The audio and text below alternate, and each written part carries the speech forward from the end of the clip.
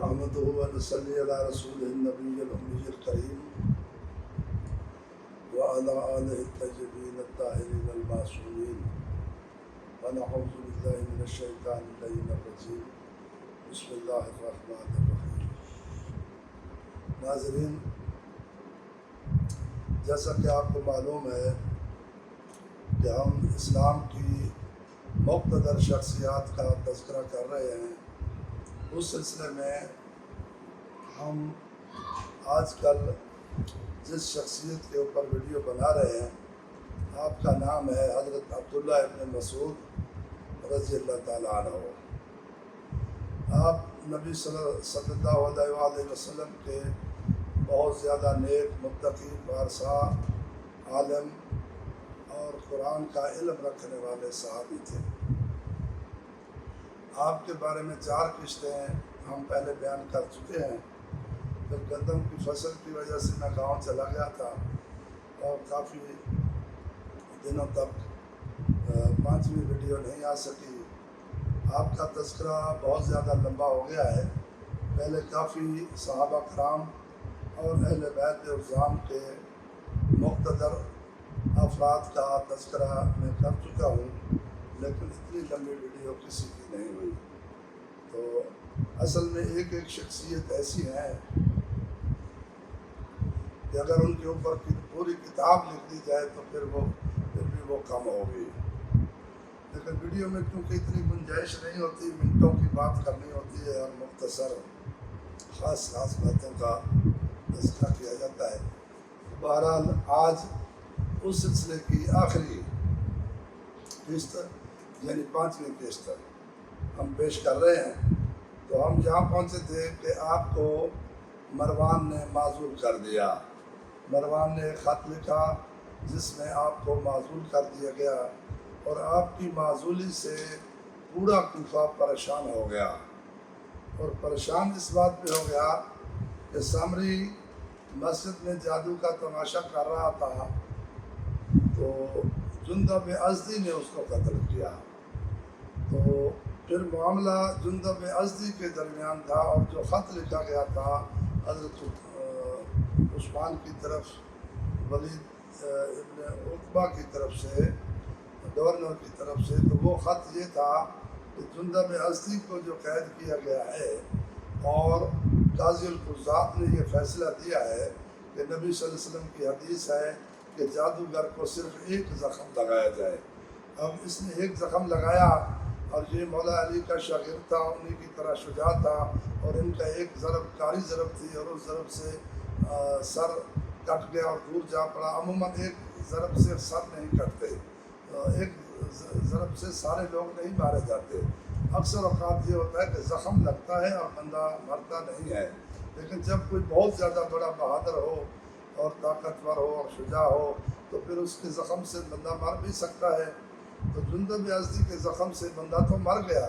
اب فیصلہ یہ تھا کہ کیونکہ گورنر اس کے قتل کا حکم دے چکا تھا، تو قاضی القضات یعنی حضرت عبداللہ ابن مسعود نے فیصلہ کیا کہ نبی پاک صلی اللہ علیہ وسلم نے کیونکہ ایک ضرب کو معاف کیا ہے ساحر کے لیے، سامری کے لیے، تو کیونکہ سامری کو ایک زخم لگا ہے تو ایک زخم تو جندب کو معاف ہے، تو پھر وہ جو مر گیا ہے، اگر یہ 2 زخم سے مرا ہوتا تو جندب کو دوسرے زخم کی سزا ملتی، اور اس زخم کے علاوہ اگر اس نے کوئی مکے مارے ہوتے، کوئی ڈنڈے مارے ہوتے، کوئی پتھر مارے ہوتے، تو پھر اس کی سزا جندب کو ضرور ملتی، لیکن کیونکہ ایک زخم ہے اور ایک زخم نبی پاک نے معاف کیا ہے تو اب اس زخم کی سزا نہیں ہے۔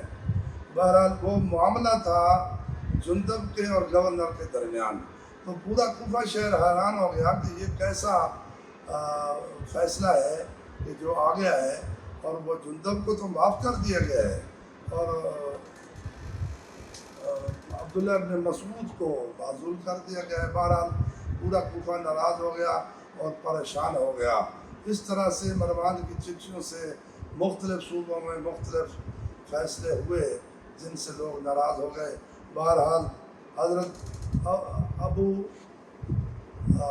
عبداللہ ابن مسعود کی تربیت اس طرح سے ہوئی تھی کہ وہ کبھی بھی خلیفہ کی نافرمانی نہیں کر سکتے تھے، بغاوت نہیں کر سکتے تھے، عہد شکنی نہیں کر سکتے تھے۔ انہوں نے خلیفہ کے حکم کو بصر چشم تسلیم کیا اور اپنی آنکھوں پہ لگایا، اور ان کے فیصلے پہ اور مروان کے فیصلے پہ الحمد پڑھی اور اللہ کا شکر ادا کیا کہ میں اب اس عہدے سے بری ذمہ ہو گیا ہوں۔ اور خاص طور پہ جو ان کو مالیات کا عہدہ دیا گیا تھا اس کے اوپر وہ بہت زیادہ شکر پڑھ رہے تھے کہ اب وہ 1,00,000 درہم جو گورنر نے دینا ہے، جب نیا امین آئے گا وہ اس سے لے گا نہیں لے گا، میری جان چھوٹ گئی، اب قیامت کو میں کسی بات کا جواب دہ نہیں ہوگا۔ تو حضرت عثمان نے بہت زیادہ احسان کیا ہے کہ میرے سر سے باہر اتار دیا ہے۔ اب یہ لوگ کیونکہ پازیٹیو لوگ تھے، یہ پازیٹیو سوچتے تھے، عہدہ جانے سے یہ نہیں سوچتے تھے کہ جناب میرے خلاف ہو گیا میں بغاوت کروں گا جیسے آج کل ہوتا ہے۔ وہ عہدہ دینے سے الٹا اللہ کا عہدہ جانے سے الٹا اللہ پاک کا شکر کرتے تھے کہ ہمارے سر سے باہر ہٹ گیا ہے اور ہم جواب دہ نہیں ہیں۔ بہرحال وہاں سے عزت احترام سے، پیار محبت سے اور بڑی خوشی سے چل پڑے۔ تو قافلے ہوتے تھے، کوئی مختصر قافلہ بھی ساتھ تھا، تو مالک اشتر بھی اس قافلے میں آپ کے ساتھ تھے۔ تو راستے خطرناک تھے، جنگلی جانور بھی ہوتے تھے، صحرا ہوتے تھے، اونٹنی کے بغیر سفر نہیں ہوتا تھا، 1 مہینے کا سفر تھا، اور اونٹنی کے دودھ پہ اور جو ساتھ تھوڑا سا زیادہ رہا ہوتا تھا، کھانے پینے کا سامان ہوتا تھا، اس پہ گزارا کرنا پڑتا تھا۔ اور عموماً اونٹنی کے بغیر کوئی شخص بھی اکیلا یا سفر نہیں کر سکتا تھا، گھوڑے پہ یا کسی اور، یا قافلہ ہوتا تھا یا کسی طریقے سے۔ بہرحال جب مالک اشتر نے دیکھا کہ اتنی بزرگ ترین ہستی وہ جا رہی ہے، تو انہوں نے سوچا کہ انہوں نے اپنے کچھ ساتھیوں کو ساتھ لے لیا تاکہ میں ان کو مدینہ تک چھوڑ کے آؤں، تاکہ ان کو کسی قسم کی تکلیف نہ ہو۔ تو بہرحال وہ ساتھ گئے، اب سفر کر رہے تھے۔ اب ایک دوسری جہاں تھوڑی سی تلخ بات ہے، اور وہ دوسری بات یہ ہے کہ جب مدینہ کے قریب پہنچے تو وہ مقام آ گیا جو ربضہ کا مقام تھا، جہاں حضرت ابو ذر غفاری کو جلا وطن کیا گیا تھا۔ اور ابو ذر غفاری کے پاس نہ کھانا تھا، نہ پانی تھا، نہ طعام تھا، بس ایک بکری تھی، ایک بیوی تھی اور ایک بیٹی تھی۔ آپ بیمار تھے، بستر مرگ پہ تھے اور آخری سانسیں لے رہے تھے اور زندگی کے آخری وقت کو گزار رہے تھے اور موت کا انتظار کر رہے تھے۔ بس حضرت عبداللہ ابن مسعود کی بھی قسمت اچھی اور حضرت ابو ذر غفاری کی بھی قسمت اچھی کہ حضرت عبداللہ ابن مسعود پہنچے، آپ نے ان کی زیارت بھی کر لی، ان کا چہرہ بھی دیکھ لیا، آخری باتیں بھی سن لیں۔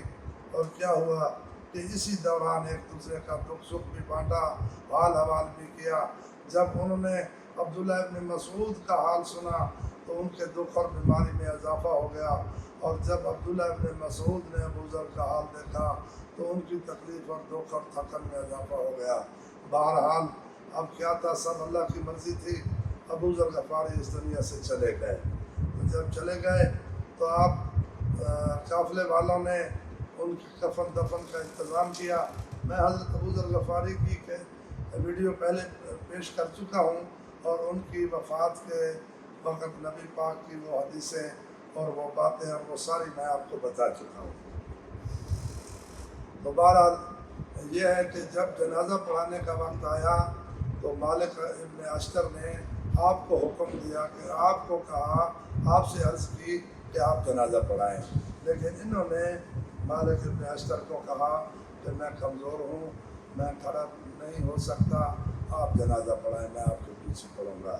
بہرحال قافلے میں جو بھی افراد تھے وہ مالک اشتر نے جنازہ پڑھایا اور انہوں نے ان کے پیچھے جنازہ پڑھا اور وہاں سے چلے گئے اور مدینہ پہنچ گئے۔ جب مدینہ پہنچ گئے تو مروان کو بھی پتہ چل گیا کہ یہ لوگ آ گئے ہیں، تو جو حکومت کا حکم تھا اور جو خلیفہ کا حکم تھا اور جو مروان نے حکم لکھا تھا خلیفہ کی طرف سے وہ پورا ہو گیا۔ اگر یہ مدینہ نہ جاتے تو شاید ایک اور نافرمانی اور بغاوت کا الزام بنو امیہ کی طرف سے لگ جاتا۔ بہرحال نبی صلی اللہ علیہ وسلم کے تربیت یافتہ صحابی تھے، نیک لوگ تھے، وہ کسی طرح سے کسی چیز کو ہلاک کا مسئلہ نہیں بنا سکتے تھے. آپ نے حضرت عثمان کا پورا طرح سے حکم مانا اور مدینہ پہنچ گئے. اب چند دن وہاں رہے تو چند دن کے بعد حج کے ایام قریب آئے تو آپ نے فیصلہ کیا کہ میں حج بھی کر لوں اور عمرہ بھی کر لوں. اور اس کے علاوہ جو آپ کی عادت تھی عبادت کی، تنہائی کی، گوشہ نشینی کی، اور پھر بیمار بھی تھے، اور ان وجوہات کی بنا پہ آپ مدینہ میں نہیں رہ سکتے تھے کیونکہ مدینہ میں لوگ تھے، افراد تھے. اب مکہ میں یہ ہے کہ کعبہ ہے اور اس کا حرم ہے اور ایک وسیع جگہ ہے اور عبادت کی جگہ ہے، اور وہاں بندہ اللہ کے ساتھ پوری طرح سے لو لگا کے بیٹھ سکتا ہے. تو آپ نے ارادہ کیا کہ میں مکہ چلا جاؤں. تو آپ مکہ تشریف لے گئے. جب مکہ پہنچ گئے تو حج کے ایام بھی آ گئے، تو ادھر سے مدینے کے لوگ بھی حج پہ پہنچ گئے اور حضرت عثمان بھی حج پہ پہنچ گئے.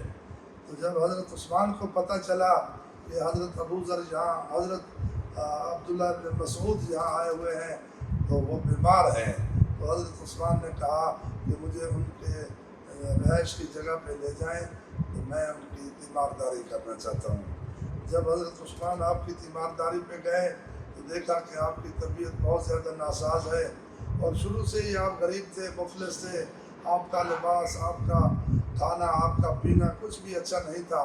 تو حضرت عثمان نے بھی محسوس کیا کہ بہت زیادہ غربت ہے، تکلیف ہے، بیماری ہے اور اخراجات کی ضرورت ہے. تو آپ نے ایک کثیر رقم حضرت ابو ذر کو تحفہ میں دی اور کہا کہ یہ قبول فرمائیں. لیکن حضرت عبداللہ ابن مسعود نے حضرت عبداللہ ابن مسعود کو رقم دی اور حضرت عبداللہ ابن مسعود نے وہ رقم قبول نہیں کی اور شکریہ کے ساتھ وہ واپس کر دی. تو اس طرح کچھ آپس میں گفتگو بھی ہوئی. حضرت عثمان نے پوچھا کہ آپ کا کیا حال ہے؟ تو آپ نے فرمایا کہ حال بہت اچھا ہے، اور وہ حال ہے کہ جو ایک عاشق کا معشوق کی طرف جانے والے کا ہوتا ہے، یعنی میں خدا کی طرف جا رہا ہوں. تو پوچھا آپ بیمار کیوں ہوئے؟ تو آپ نے فرمایا میں اپنے گناہوں کی وجہ سے بیمار ہوا ہوں. اب دیکھیں رسول اللہ کی کیا تربیت ہے، کیا شان ہے اور کیا کلام ہے جو ایک صحابی کے منہ سے نکل رہا ہے کہ جیسے بھی حالات ہیں وہ کسی کو گلہ شکوہ نہیں کر رہے بلکہ اپنے گناہوں کو گلہ کر رہے ہیں. سبحان اللہ. ہمیں بھی انہی لفظوں کی پیروی کرنا چاہیے ہر مشکل میں. الحمدللہ. تو حضرت عثمان نے پوچھا کہ آپ کو کیا چاہیے، میں آپ کی کوئی مدد کروں؟ تو آپ نے فرمایا کہ مجھے رب کی رضا چاہیے، بس اللہ مجھ سے راضی ہو جائے اور مجھے کچھ نہیں چاہیے. تو حضرت عثمان نے جب عطیہ پیش کیا تو آپ نے انکار کر دیا اور عطیہ قبول نہ کیا. پھر حضرت عثمان نے ایک اور کوشش کی کہ یہ عطیہ میں آپ کی بیٹیوں کی وجہ سے دے رہا ہوں، یہ ان کو دینے، ان کو اخراجات کی ضرورت ہے. تو حضرت عبداللہ ابن مسعود نے فرمایا کہ میں نے اپنی بیٹیوں کو تعلیم کی ہے کہ وہ سورہ واقعہ کی باقاعدہ تلاوت کرتی ہیں. تو جو بندہ سورہ واقعہ کی تلاوت کرتا ہو وہ کبھی بھوکا اور فاقے میں نہیں رہ سکتا. تو انہوں نے بیٹیوں کے لیے بھی یہ تحفہ قبول نہیں کیا اور حضرت عثمان وہاں سے چلے گئے. اس کے بعد کیا ہوا کہ آپ کی وفات ہو گئی. آپ کی وفات کا وقت قریب آ گیا. جب قریب آیا تو آپ نے محسوس کیا کہ اب میں بچنے والا نہیں ہوں. تو جو قافلہ حج سے جا رہا تھا آپ نے ان کو کہا کہ مجھے مدینہ لے جائیں، تو میں رسول اللہ صلی اللہ علیہ وسلم کے پڑوس میں مرنا چاہتا ہوں اور وہاں ان کے پہلو میں رہنا چاہتا ہوں. تو قافلے والے انہوں نے اونٹ کے اوپر ہودج بنایا اور جس طرح اس زمانے میں بیماروں کو لے جاتے تھے آپ کو مدینہ شریف لے گئے. اور جب آپ مدینہ شریف پہنچے تو وہاں آپ کا انتقال ہو گیا، آپ کی وفات ہو گئی. تو مدینہ والوں کو بہت دکھ ہوا. تو لوگوں نے آپ سے آپ کی آخری وصیت بھی پوچھی، اور وصیت پوچھنے والوں میں حضرت عمار یاسر بھی تھے، حضرت زبیر ابن عوام بھی تھے اور مالک اشتر بھی تھے، اور بھی لوگ تھے. تو آپ نے وصیت کی کہ مجھے جنت البقیع میں دفن کیا جائے اور مجھے عثمان ابن مظعون کے پہلو میں دفن کیا جائے. تو چنانچہ वसीयत को पूरा किया गया। आपका जनाजा हज़रत अम्मार यासर ने पढ़ाया और हज़रत ज़ुबैर इब्न अव्वाम जो उस वक़्त हज़रत उस्मान से नाराज़ थे और वह हुकूमत से बहुत ज़्यादा नाराज़ थे, तो क्योंकि ओहदे ज़्यादा बनी उमैया की तरफ चले गए थे, तो हज़रत ज़ुबैर जो थे वो एक तरफ रसूलुल्लाह के रिश्तेदार थे, तो अहले बैत भी ओहदों से महरूम थे, और दूसरी तरफ हज़रत अबू बकर के रिश्तेदार थे।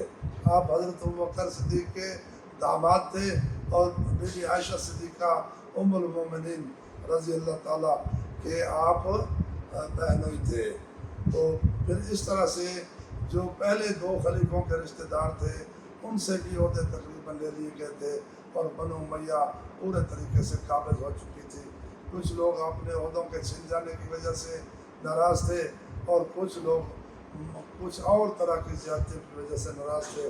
बहरहाल ये हुआ कि हज़रत ज़ुबैर उस वक़्त बड़े थे, नबी सल्लल्लाहु अलैहि वसल्लम के फूफीज़ाद भाई थे, आप बहुत इज़्ज़त वाले थे, आपकी बहुत शान थी और आपकी मदीना में बहुत इज़्ज़त थी और लोग आपका कहना मानते थे। तो क्या हुआ कि आपने रातों रात कब्र खुदवाई और रात को ही अम्मार यासर ने जनाजा पढ़ाया और रात को ही हज़रत अब्दुल्लाह इब्न मसूद को जन्नतुल बकी में हज़रत उस्मान इब्न मज़ऊन रज़ी अल्लाह ताला अन्हो जो इस जन्नतुल बकी के पहले मदफून हैं, जो नबी पाक के प्यारे साहबी हैं, आपको उनके पहलू में दफन किया गया है। तो आजकल हज के अयाम हैं, पाकिस्तानी भी हज पे गए हुए हैं, अगर वो मेरी ये वीडियो सुने या उनका कोई रिश्तेदार यहाँ वीडियो सुने तो वो उनको ये बता सकते हैं कि जन्नतुल बकी के ऐन वस्त में जो बड़ी कब्र हज़रत उस्मान इब्न मज़ऊन की पड़ी हुई है और बाज़ लोग हज़रत उस्मान इब्न अफ़ान के लिए उस कब्र को मंसूब करते हैं, ये मैं पहले भी बता चुका हूँ और मैं हज़रत उस्मान इब्न मज़ऊन पे वीडियो जारी कर चुका हूँ और उसमें मैं बता चुका हूँ कि ये उनकी कब्र है।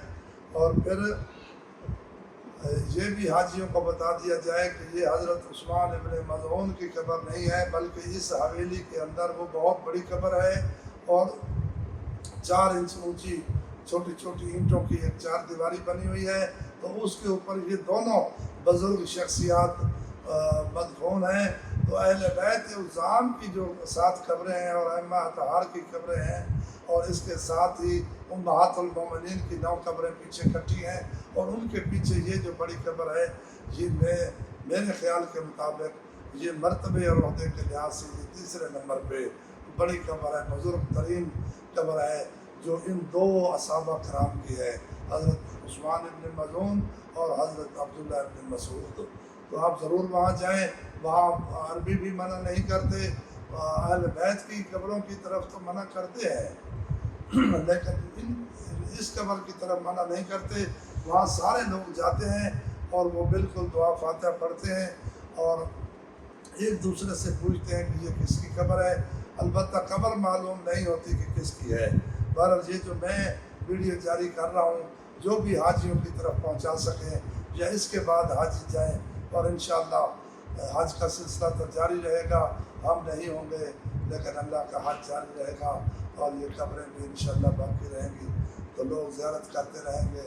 जो लोग आइंदा भी हज पे जाएँ उनके लिए भी ये मेरा पैगाम है कि ये इन 2 बुज़ुर्ग शख्सियात की कब्रें हैं।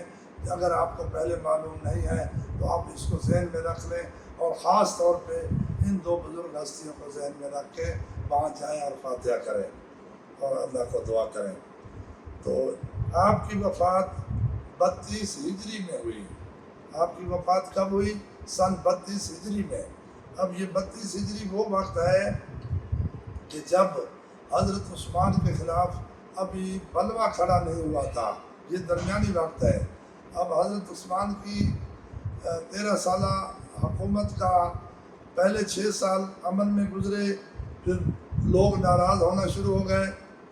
अब ये वही वक्त था जब लोग नाराज़ थे लेकिन अभी बगावत शुरू नहीं हुई थी और बलवे शुरू नहीं हुए थे और शहरों से लोग इकट्ठा होना मिस्र से कूफा से अभी शुरू नहीं हुए थे। तो अगर वो लोग शुरू होते तो फिर क्या होता कि अब्दुल्लाह इब्न मसूद उनमें होते या फिर ना होते, तो फिर तारीख़ में इनका नाम लिखा जाता کہ آپ حضرت عثمان کے خلاف بغاوت میں شامل تھے، لیکن اللہ نے ان کو بچا لیا۔ آپ کسی بھی بلوے میں شامل نہیں تھے اور اللہ نے ان کو پہلے اٹھا لیا اور اپنی طرف بلا لیا، اور یہ مسلمانوں کے اتنے بڑے فتنے سے جس کی سزا مسلمان آج تک بھگت رہے ہیں، اور آج تک مسلمان دوبارہ اکٹھے نہیں ہو سکے، اور بہت زیادہ فرقوں میں تبدیل ہو گئے ہیں اور دو بڑی جماعتوں میں تبدیل ہو گئے ہیں۔ تو اس طرح سے حضرت عبداللہ ابن مسعود نہ اس طرف تھے نہ اس طرف تھے، یہ صرف مسلمان تھے اور نبی پاک کے سچے شہدائی تھے، اور نبی پاک کی حدیثوں پہ اور فرمودات پہ پورا عمل کرنے والے تھے، اور یہ اپنے ساتھ اپنے عمل کو لے گئے، نبی کی محبت کے لے گئے اور اس فتنہ سے بچ گئے، الحمدللہ۔ اب آخری سوال یہ ہے کہ آپ کی مشابہت کس سے تھی؟ اب جب مشابہت کا سوال آتا ہے تو میری زبان میرا ساتھ نہیں دیتی، لیکن کیونکہ سوال آتا ہے تو جواب دینا پڑتا ہے، کچھ اوپر نیچے ہو جائے تو اللہ مجھے معاف کرے، باقی آپ خود ماشاءاللہ اپنے ذہن سے کوئی اچھی بات سوچ کے وہ فیصلہ خود کر لیا کریں۔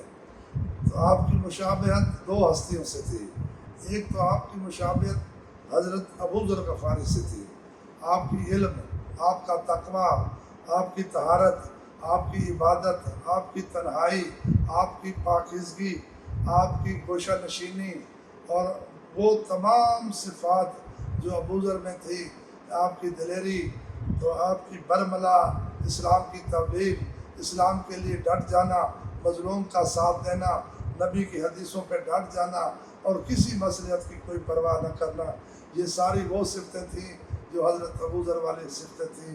لیکن آپ کی ایک چیز حضرت ابو ذر سے بڑی ہوئی تھی، وہ یہ کہ آپ علم قرآن کے عالم تھے، اور تیسرے نمبر پہ عالم تھے، سب سے بڑے عالم علی تھے، اور پھر عبداللہ ابن عباس تھے، اور تیسرا نمبر آپ کا ہے، اور آپ کے بعد چوتھا نمبر ابی ابن کعب کا ہے۔ تو ان چار کے علاوہ تفسیر بالمعصور کا پورا علم کسی کے پاس نہیں تھا۔ تو یہ صفت ایسی ہے کہ جو ابو ذر کو نہیں تھی، یہ آپ کے حصے میں تھی۔ آپ علم میں ابو ذر سے بہت زیادہ بڑے ہوئے تھے، باقی صفتوں میں آپ ابو ذر کی طرح تھے، بلکہ ان کے جانشین تھے، باقی صفتوں میں ابو ذر ان سے بڑے ہوئے تھے۔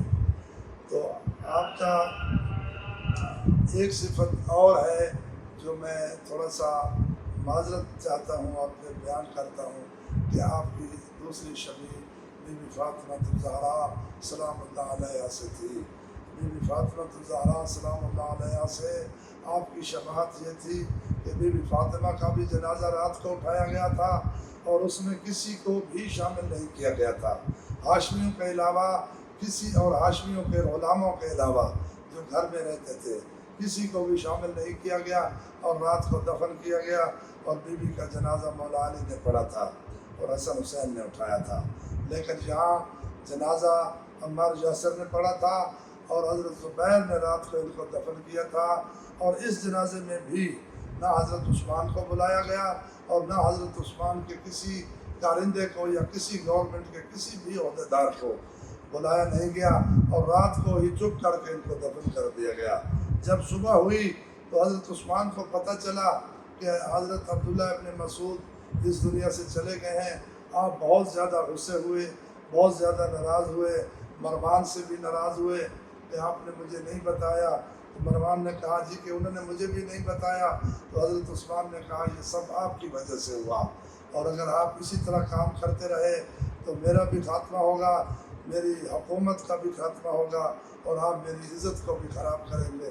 لیکن جب اس طرح سے بات ہوتی تھی تو وہ پھر رونا شروع ہو جاتے تھے بچوں کی طرح، تو مروان رونا شروع ہو جاتا تھا، اور پھر حضرت عثمان کو اس پہ ترس آ جاتا تھا، پھر اس کے سر پہ ہاتھ بھی پھیرتے تھے اور اس کو چومتے بھی تھے اور معاف بھی کر دیتے تھے، اور اس طرح سے حضرت عثمان نے اس کو کئی دفعہ معاف کیا، لیکن یہ بندہ کبھی سیدھا نہیں ہوا۔ اس نے ہمیشہ ہی حضرت عثمان کی حکومت کو نقصان پہنچایا، اور یہ کسی اور کے اشاروں پہ چل رہا تھا، یہ بنی امیہ کے بڑوں کے اشارے پہ چل رہا تھا، اور حضرت عثمان بنو امیہ میں تو تھے، لیکن وہ تو رسول اللہ کے زیادہ قریب تھے، اور وہ اہل بیت کے زیادہ قریب تھے، مولا علی کے زیادہ قریب تھے، ان کے رشتہ دار تھے۔ حضور صلی اللہ علیہ وسلم کے گھر میں ان کی شادیاں ہوئی تھیں، تو بنو امیہ تو فتح مکہ کے بعد مسلمان ہوئے تھے، یہ تو پہلے ہی سے مسلمان تھے اور پہلے ہی سے اہل بیت کے اور نبی کے ساتھ تھے۔ تو لیکن یہ اس طرح سے ان کو جکڑ لیا تھا بنی امیہ نے۔ یہ بہت زیادہ ضعیف تھے اور بہت بڑی عمر کے تھے، میرا خیال ہے یہ حضرت عمر اور حضرت ابوبکر سے بھی عمر میں بڑے تھے۔ حضرت عمر سے تو بڑے تھے، لیکن لگتا ہے کہ کم از کم 1 سال یا اس سے کچھ زیادہ یہ حضرت ابوبکر سے بڑے تھے۔ ان کو بڑی عمر میں حکومت ملی تھی، کمزور تھے، اس لیے تھوڑا سا مجبور تھے کہ مروان ان پہ حاوی ہو گیا تھا اور وہ فیصلے لے لیتا تھا اور اس کا یہ کچھ نہیں کر سکے۔ تو پھر کیا ہوا کہ اس وقت حالات کیا تھے، اب میرے منہ سے کیا باتیں نکل رہی ہیں، اب اس میں کتنا سچ ہے اور کتنا آپ اس کی تصحیح کرنا چاہتے ہیں، بہرحال جو بھی ہے تاریخ میں ایسا ہے، تو اصلی باتوں کا علم اللہ کے پاس ہے۔ واللہ عالم بالصواب۔ اس وقت حالات کیا تھے اور باتیں کیا تھیں، تھوڑا بہت فرق تو ہوگا۔ اللہ مجھے بھی معاف کرے اور ہم سب کو عمل کرنے کی توفیق دے۔ ہمیں کسی سیاست سے یا کسی بات سے یا فرقہ واریت سے کوئی مطلب نہیں ہے۔ ہماری ویڈیو کا ایک مقصد وحدت ہے، ہم وحدت کو اور بھائی چارے کو اور محبت کو اور احترام کو اگلی نسلوں تک رکھنا چاہتے ہیں، لیکن تاریخ میں پھر کوئی ایسی باتیں ہوتی ہیں اس لیے پھر چھپانا بھی نہیں پڑتا۔ تو بہرحال باقی اللہ بہتر جانتا ہے۔ وما علینا الا البلاغ۔ اللہم صلی علی محمد و آل محمد۔ تو آج حضرت عبداللہ ابن مسعود کی ویڈیو پوری ہو گئی ہے، تو آئندہ ہم انشاءاللہ کسی اور ویڈیو کے ساتھ آپ کے پاس آئیں گے۔